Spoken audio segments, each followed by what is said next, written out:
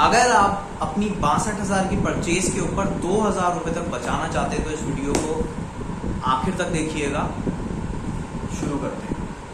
Hello everyone, welcome to my new video. आज की इस वीडियो में हम बात करने वाले हैं how to use your credit card wisely, और rather why should use your credit card rather than to pay upfront for your expensive purchase. ये वीडियो खास तौर पे उन लोगों के लिए है जो लोग कहते हैं ईएमआई से हम डरते हैं, क्योंकि मान लीजिए जब ईएमआई ड्यू होगी हमारे पास, उस ईएमआई को पे करने के लिए पैसे किसी कारणवश नहीं हुए तो हम क्या करेंगे। इस प्रॉब्लम का सोल्यूशन है मेरे पास। आओ हम उसी सोल्यूशन को समझते हैं। क्रेडिट कार्ड और एफडी के कॉम्बो से ये प्रॉब्लम बड़ी आसानी से सॉल्व हो सकती है। अब इस प्रॉब्लम को मैं एक एग्जांपल के थ्रू समझाऊंगा ताकि इसे समझना बड़ा आसान हो जाए। तो देखिए, ये जो नज़र आ रहा है आपको वो है OnePlus 11, एक चमचमाता हुआ फ्लैगशिप डिवाइस। ठीक है, इसकी कीमत है 61,999 रुपये और अमेजोन अगर आप जाके चेक करेंगे तो। अब ये जो अमाउंट है मेरे पास पे करने के दो तरीके हैं, या तो मैं ऐसे अपफ्रंट पूरी अमाउंट पे करूं और फ़ोन अपने हाथ में ले लूं, वहीं दूसरा ऑप्शन है मैं क्रेडिट कार्ड इस्तेमाल करूं और इसकी EMIs भरूं। तो चलते हैं अमेजोन के ऊपर और देखते हैं कि EMI ऑप्शंस क्या अवेलेबल हैं। मेरे पास जो क्रेडिट कार्ड अवेलेबल है उसका नाम है HDFC मनी बैक प्लस। तो मेरे क्रेडिट कार्ड के लिए जो ऑप्शन अवेलेबल आ रहा था वो है ये। अब इसमें कई सारे EMI ऑप्शंस हैं, मैं लूँगा सबसे बड़ी EMI का ऑप्शन जो कि ये अवेलेबल है।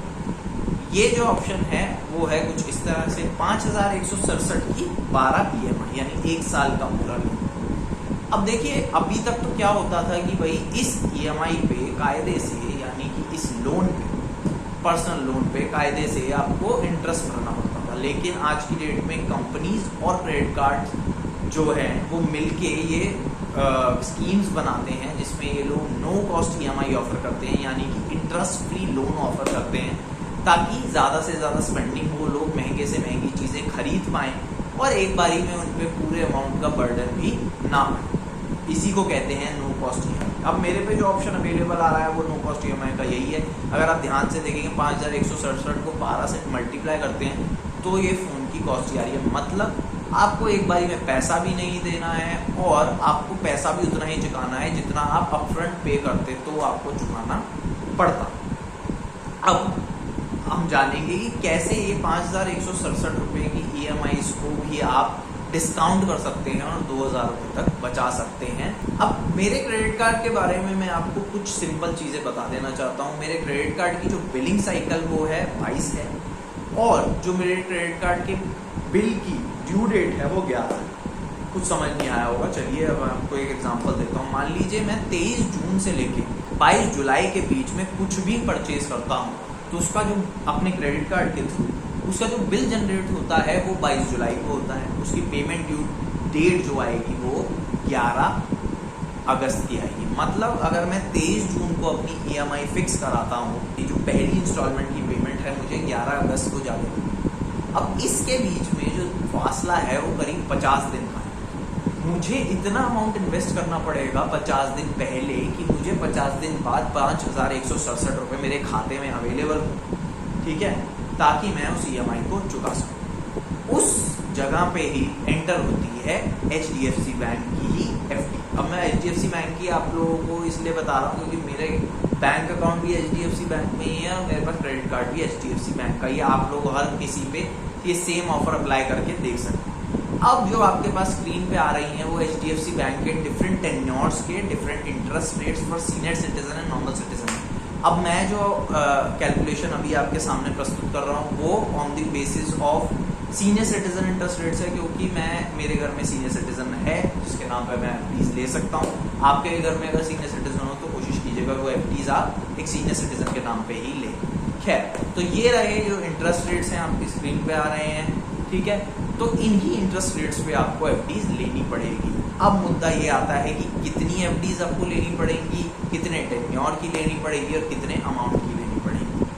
तो अब वो जानने की कोशिश करते हैं। अब पहला जो FD यानी कि पहली जो ड्यू डेट है ऑफ इंस्टॉलमेंट वो आपकी 50 दिन पे है, तो नेचुरल आपको 50 दिन की FD लेनी पड़ेगी। लेकिन कितने अमाउंट की, बड़ा सिंपल है इसे कैलकुलेट करना।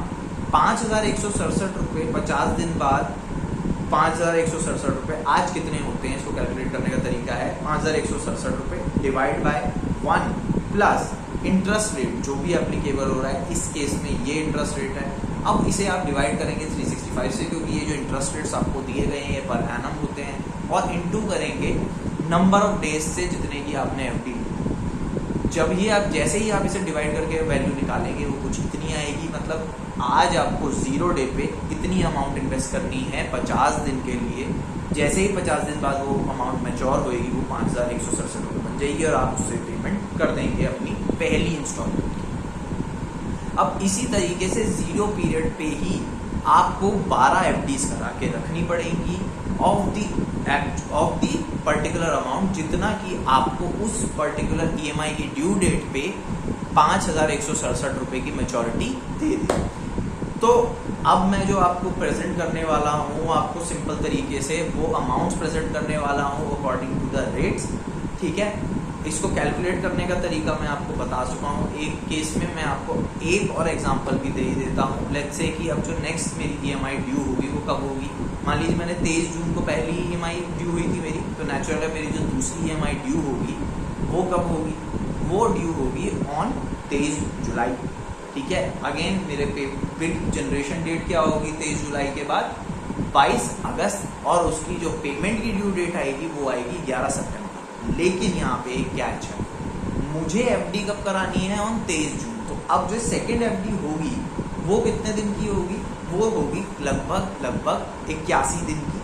वो कैसे होगी, आप 23 जून से लेके और 11 सितंबर के बीच का जितना भी फासला है, जितने भी डेज हैं उसे कैलकुलेट करके देख लीजिए। तो इस तरीके से आपको डेज कैलकुलेट करने हैं राइट फ्रॉम 23 जून से पहली इंस्टॉलमेंट की ड्यू डेट तक, फिर 23 जून से अगली इंस्टॉलमेंट की ड्यू डेट तक, and so on 12 due dates के लिए आपको ये डेज कैलकुलेट करने हैं। जो अमाउंट है उसे कैलकुलेट कैसे करना है, वो अमाउंट रहेगी आपकी अगेन 5,167 रुपये डिवाइड बाय 1 प्लस जितना इंटरेस्ट रेट की अमाउंट है। और ध्यान रखिएगा ये टेन्योर ऑफ द एफडी के अकॉर्डिंग चेंज भी होते रहेंगे। इंटरेस्ट इनटू जितने पीरियड की आपकी एफडी है, यानी कि जो वो डेज आए थे, डिवाइड बाय 365। आपकी प्रेजेंट आज आपको 0 पीरियड पे कितने अमाउंट की एफडी करानी है, कितने टेन्योर के लिए, आपको समझ आ जाएगा। जो लोग इसको कैलकुलेट ना कर पाए, इस वीडियो को देखने के बाद भी अगर आपके पास यही 2 चीज़ें अवेलेबल हैं तो आप इतने अमाउंट्स की जो स्क्रीन पे अभी आ रही हैं, इतने टेन्योर की एफडीज आप करा लीजिए। और क्रेडिट कार्ड पे आप जो है अपना फ़ोन परचेज कर लीजिए। मैंने फ़ोन का एग्जांपल दिया है, कुछ भी परचेज कर लीजिए। और अगर आप ध्यान से देखेंगे इनकी प्रेजेंट वैल्यू का जब टोटल करते हैं तो वो ये कुछ इतना अमाउंट आएगा, और फ़ोन की एक्चुअल कॉस्ट इतनी थी। ये आ गया आपका डिस्काउंट, जिसे मैं आपको एक्सप्लेन करना चाह रहा था। तो मुद्दा ये नहीं है कि आप ये 2,000 रुपये बचाएं। इस वीडियो का मेन मुद्दा ये था कि अगर आप क्रेडिट कार्ड को वाइजली यूज़ करते हैं तो ये आपके लिए बहुत फ़ायदे का सौदा है आज के समय में, जब कंपनी आपको बहुत सारे ल्यूक्रेटिव ऑफर्स देती हैं क्रेडिट कार्ड पे। क्रेडिट कार्ड यूज़ करते वक्त जो हम गलती करते हैं वो ये होती है कि हम अननेसेसरी स्पेंडिंग करते हैं क्रेडिट कार्ड पे, और ड्यू डेट्स का ध्यान नहीं रखते, उन्हें ओवर ड्यू करवाते हैं और उसके ऊपर महंगा इंटरेस्ट पे करते हैं। अगर आप इन सब चीज़ों से बच सकते हैं और आपको पता है कि आप जो खरीद रहे हैं वो क्या कारणवश खरीद रहे हैं, आपके पास उसके लिए पूरी फाइनेंशियल बैकिंग है, आपने पैसे इकट्ठे किए हुए हैं, तो आप उसके ऊपर सेविंग कर सकते हैं और अपना पैसा क्रेडिट कार्ड को यूज़ करके कुछ, जैसे कि मैंने आपको ये भी ऑप्शन बताया, आप इसके तरीके से बचा सकते हैं। और कुछ भी कर सकते हैं उस बचे हुए पैसे से। चाहे तो आप लेट्स से अगर आप एक फ़ोन खरीद रहे हैं और अगर 2,000 रुपये बच जाते हैं तो आप एक अच्छा सा ब्लूटूथ ईयरफोन ही खरीद सकते हैं, या फिर कुछ भी और चीज़ें खरीद सकते हैं उस बचे हुए पैसे से। तो इस वीडियो का मकसद यही था कि आपको बताया जाए कि भैया ईएमआई और क्रेडिट कार्ड से डरिए मत, उसे समझदारी से यूज़ कीजिए। क्योंकि ध्यान रखिए कि क्रेडिट कार्ड कंपनी चाहती है कि आप डिफ़ॉल्ट्स करें ताकि वो महंगा इंटरेस्ट कमाएं, लेकिन कभी भी वो एडवर्टाइज ऐसे कह के नहीं करती। वो हमेशा क्रेडिट कार्ड को एडवर्टाइज ऐसे ही कह के करती है कि हम उसी को देना चाहते हैं जिसकी पे करने की क्षमता है। क्योंकि ध्यान रखिए जब भी आप क्रेडिट कार्ड के लिए अप्लाई करेंगे आपसे स्क्रीनिंग के लिए आपकी इनकम टैक्स रिटर्न्स मांगी जाएगी। मतलब ये देखा जाएगा कि क्या आप उस क्रेडिट कार्ड की जो बिल आएगा उसको पे करने की क्षमता भी रखते हैं, you do have the capacity to pay that credit card bill or not। उसके लिए आपसे इनकम टैक्स रिटर्न भी मांगी जाती है। तो ये एक अवेयरनेस वीडियो थी। आई होप ये आपको पसंद आए। अब अगर आप में से कुछ लोग चाहते हैं कि मैं इसका पूरा प्रोसीजर आपको प्रैक्टिकली समझाऊं कि किस तरह से आप फ़ोन बाय कर सकते हैं ऑनलाइन जाके ऑन EMI, और कैसे आप FDs बुक करा सकते हैं ऑनलाइन। आज की डेट में FDs बुक हो जाती हैं अगर आपके पास नेट बैंकिंग है तो मैं यही कहूँगा कि अगर इस वीडियो पे मुझे 15 दिन के अंदर 500 व्यूज़ आ जाते हैं तो मैं ये वीडियो बनाऊँगा।